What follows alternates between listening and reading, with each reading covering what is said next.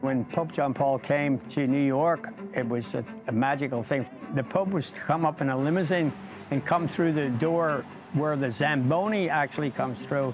They missed the turn. I just happened to be there. The door opened. This man stepped out, and I got to kiss the Pope's ring. My mother thought I was a saint, but she should only know.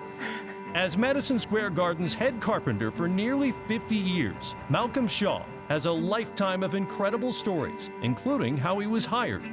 Being a union carpenter, I got sent as an extra to Madison Square Garden. They told me they had 5 days work. Turned out it was a long week. I've witnessed probably almost everything that has happened here in the last 50 years. I was here for the first Rolling Stones concert, Michael Jackson when he was with the Jackson 5. I was here the night the Rangers won the Stanley Cup. And I was the first man to touch it, even before the captain Mark Messier got to touch it, which probably might get fired today for doing it. The Ali Fraser fight, where I happened to be stationed at ringside. There was so much hype that every celebrity out there wanted to be here. Frank Sinatra was at ringside. Ted Kennedy was here with his wife. There was electricity in the air. For the undisputed heavyweight championship of the world. The fight of the century helped cement the Garden's place in boxing history and hosting iconic events from Elvis to Elton, political conventions, WrestleMania, benefit concerts for 9/11, Hurricanes Katrina and Sandy. The Garden deservingly earns its reputation as the world's most famous arena.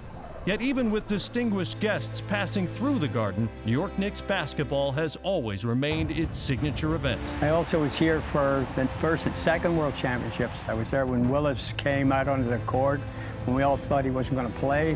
When he came out on the floor that night, the place just erupted. Game started, scored 2 baskets, the rest is history. But I was fortunate enough to get a small piece of the court. I have almost all the players sign that. I've been fortunate that I got a lot of mementos from the Garden.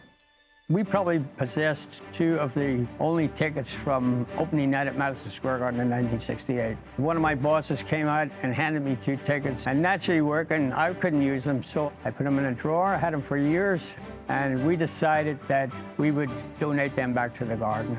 The tickets are now part of a new exhibit, along with 20 other defining moments of the Garden, which the arena recently installed as part of its incredible 3-year, $1 billion renovation. This transformation of the Garden is truly a wonderful thing. This is now a very, very modern, up-to-date arena. With a redesigned entrance, box office, 2 new bridges, a state-of-the-art center display, enhanced luxury suites, and first-class dining, the Garden's future looks as bright as the celebrated past Malcolm has been a part of for nearly half a century. Madison Square Garden is definitely the world's most famous arena, and we are now again at the top. I could never imagine working any place but the Garden. I'm still going to be here for as long as they'll have me.